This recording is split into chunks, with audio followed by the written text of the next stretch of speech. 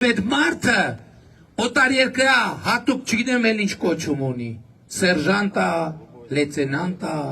ավագ լեյտենանտա, թե ինչա, եկել է ուզում է հավակնում է,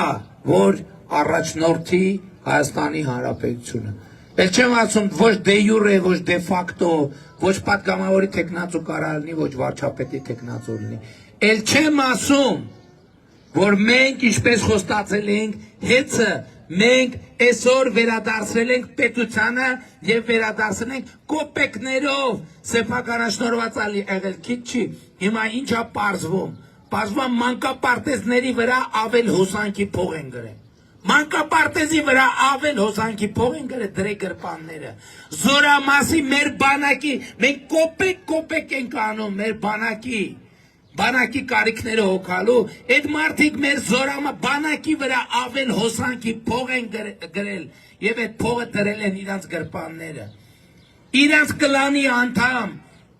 շարքային տեսուչներ կան հոսանքի, նոր է բացահայտվել մի շաբաթ առաջ։ Երևանում 11 հատ բնակարան ունի, 11 հատ բնակարան, և այդ մարդիկ խոսում են բարեգործության մասին, այդ մարդիկ գող են,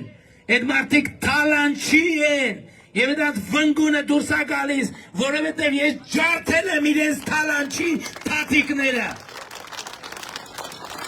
Եվ հեղափոխությունից հետո 6 ու մոտավորապես տարբեր 8 միլիարդ դոլար մենք դրել ենք Հայաստանի, իրանց գրպաններից հանել ենք և դրել ենք Հայաստանի Հանրապետության կարիքների համար։ Եվ ես ուրիշ բանից եմ ներվայնանում, ժողովուրդ ջան, որ այսքան սարքել ենք, բայց հələ այնքան սարքելու բան կա, որովհետև իրանք այնքան են թալանել, որ 8 տարի է վերադարձնում ենք, դե ծերը չի երևում, բայց մենք այս ճանապարհով գնալու ենք մինչև վերջ, և ինչպես ասել եմ, Սերժին, Ռոբերտին, և Կալուգացուն, և բանին, Գագոյին, ոնց որ իրանք եղել են երկու բոթասի մակարդակի, մենք իրար հետ իրանց պետք է հացնենք երկու բոթասի մակարդակի, որ իրանք երկու բոթասով յոլակ գնան և դալին իրանց բարեկեցության բարձրակետը։ Ավելին ասեմ, մենք վերջերս Կոտայքի նախկին մարզպետ Գագիկի Փեսա, Կարապետ Գուլոյանի դղյակը վերադարձրել ենք բռնագրավել ենք, հիմա դա պետական է, հիմա դա իրանց է չի, հիմա ձերն է ժողովրդի դեմս Հայաստանի Հանրապետության կառավարության, բայց առաջիկայում շատ ավելի մեծ իրադարձություններ են սպասվում։ Հավանիչ տեսանյութը և բաժանորդագրվիչ նորությունները բաց չթողնելու համար։